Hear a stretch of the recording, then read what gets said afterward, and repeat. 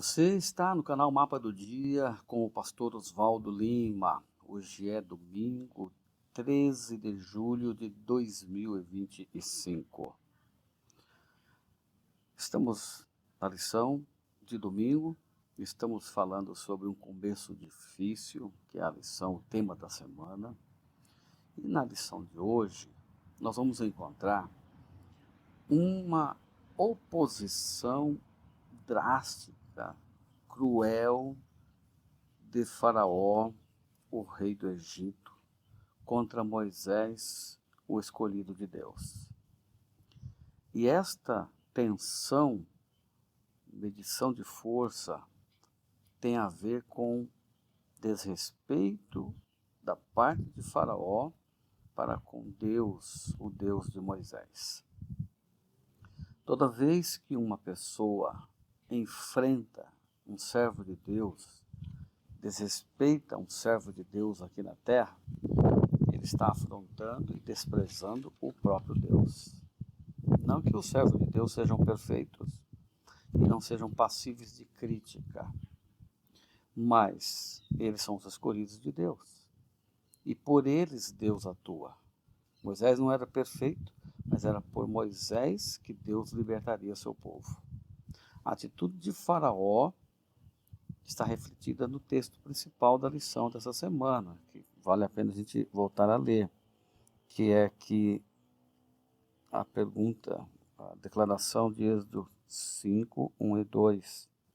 Moisés e Arão foram e disseram a Faraó: assim diz o Senhor Deus de Israel, deixa o meu povo ir, para que me celebre uma festa no deserto.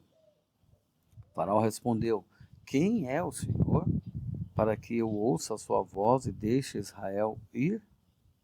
Eu não conheço o Senhor, e não deixarei Israel ir. Então, aqui nesse texto, de Êxodo 5, 1 e 2, nós encontramos um estadista, um homem de alta posição, da maior categoria do Egito, o rei do Egito, falando sobre o Deus de Israel. Quem é o Senhor?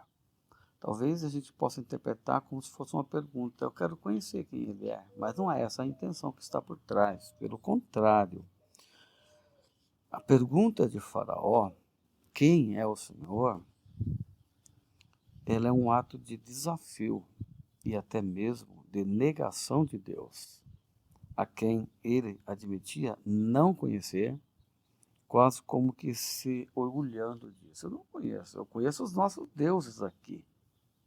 Mas esse Deus aí, eu não conheço. E também o texto não dá a intenção de que ele diga, me traga ele para eu conhecer. Então fica muito claro que é uma negação e é um desejo de desafio, um ato de confronto determinado contra o Deus de Israel.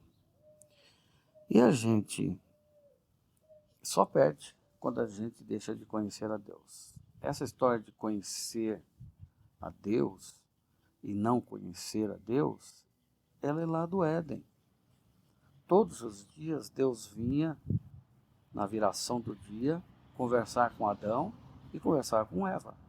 E essa conversa de Adão, Deus e Eva tornava um propósito claro. Eles iam conhecendo a Deus cada dia e amando mais a Deus. Quanto mais a gente conhece a Deus, mais amor a gente sente por Ele.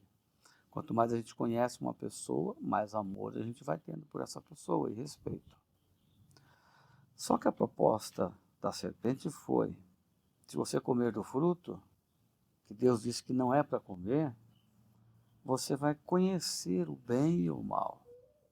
A proposta da serpente, que por trás da serpente estava Satanás, era para dizer para Eva, você não ganha nada ficando conhecendo a Deus, porque na realidade Deus está impedindo você de conhecer algo mais.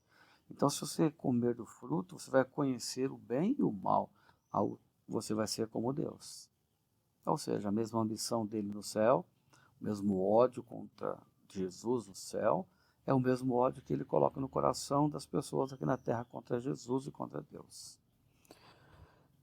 E aqui em João capítulo 17 e o verso 3, está muito clara a declaração bíblica de que aquele que conhecer a Deus, o único Deus verdadeiro, e a Jesus, o Filho a quem ele enviou, esse terá a vida eterna. Então a vida eterna não é uma conquista que se consegue por acaso, mas é uma conquista é algo que se conquista por uma experiência relacional com o próprio Deus. O Egito, tendo o faraó como seu rei, ele representa um poder que nega a presença e a autoridade de Deus e se opõe a Deus, a sua palavra. O faraó foi muito claro, dizendo: eu não deixarei o povo de Israel ir. Rebelião. Então não existe pecado mais difícil, e pecado para qual talvez não possa dizer aqui que o pecado contra o Espírito Santo é o pecado da rebelião, porque é a oposição declarada e insistência nessa oposição a Deus. Então, esse pecado de rebelião, ele está destacado no Egito. O Egito, de todas as nações da terra, foi a que mais desafiou a Deus. Foi a que mais teve oportunidade de conhecer a Deus através do poder milagroso de Deus com as pragas do Egito. Mas mesmo assim se rebelou contra Deus. Eu não deixarei o povo ir. Isso é rebelião. E esse faraó,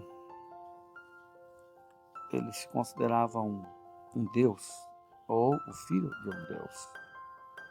Uma referência clara: eu tenho poder, eu tenho força, eu tenho inteligência suprema, eu não dependo desse Deus que você está querendo apontar para mim. E assim vai, né? A nação aqui da terra que mais reproduz o caráter do Egito foram os franceses, no período da Revolução Francesa, quando o ateísmo e a nação representada pelo Egito, a França, expressa igual negação às reivindicações do Deus vivo, demonstrando espírito de incredulidade e desafio ao próprio Deus. Quando você vai aqui nos comentários adicionais da escritora Ellen White, a gente encontra algumas coisas muito sérias aqui. Por exemplo, por natureza, não há inimizade entre um pecador e o originador do pecado. É aquilo que eu disse. Antes do pecado, Adão era amigo de Deus, Eva era amigo de Deus. Todo dia eles conversavam, todo dia eles se conheciam. Depois do pecado, Adão deixa de ser amigo de Deus, Eva deixa de ser amigo de Deus e se une à amizade com a serpente, com Satanás. O estrago estava feito, por isso que em Gênesis 3,15, Deus vem e faz uma promessa: porém inimizade entre ti e a serpente, entre ti e a mulher. Essa te ferirá a cabeça e tu lhe ferirás o calcanhar. Ou seja, não tem outra saída para quebrar essa amizade, esses laços que eles formaram, a não ser o sangue de Jesus, o poder de Jesus. Olha só a declaração da escritora Ellen White: os anjos decaídos e os homens ímpios se uniram desesperadamente. Duas pessoas que estão fracassando, caindo no abismo, e os dois se unem para ver o que acontece. Se Deus não tivesse intervindo de maneira especial, ou intervido de maneira especial, Satanás, presta atenção nesse texto, olha, se Deus não tivesse intervido de maneira especial, Satanás e a humanidade teriam entrado em aliança contra o céu. Em vez de alimentar a inimizade contra Satanás, toda a família humana teria se unido em oposição a Deus. Então Deus faz uma intervenção especial. Como que é essa intervenção especial? Enviou o seu próprio filho para morrer pelo homem. Que amor é esse de Deus? Não tem outro poder capaz de romper esta amizade. A humanidade e os anjos decaídos trabalhariam em harmonia e rebelião seria formada contra Deus. O que o inimigo quer é causar tristeza no céu e encher a terra de miséria e de desolação. Mas a minha pergunta hoje é: o que você quer? Se você quiser ter uma relação com Deus, pergunte: quem é o Deus? Né? Porque a pergunta da lição: quem é o Senhor? Faça a pergunta com intenção diferente da que a Lúcifer, a que o rei do Egito fez. Quem é o Senhor? Eu quero conhecer o Senhor. E a vida eterna é esta: conhecer a Ti, o Deus único e verdadeiro, e a Jesus a quem enviastes. E não deixe de conhecer a Deus, de buscar a Deus. Quanto mais você conhecer a Deus, mais você conhecerá o seu erro, o seu pecado. Abandone o pecado de uma vez por toda. Se aproxime de Deus, seja autêntico e verdadeiro. Que Deus te guie, Deus te ajude, que seja um dia de muita bênção. Vamos orar? Pai, nos ajude a ter relação com Jesus. É o poder que nós precisamos para romper essa amizade formada entre o inimigo e nós. Dá-nos a vitória, Senhor, em nome de Jesus. Amém, Pai. Eu sigo o mapa do dia. E você?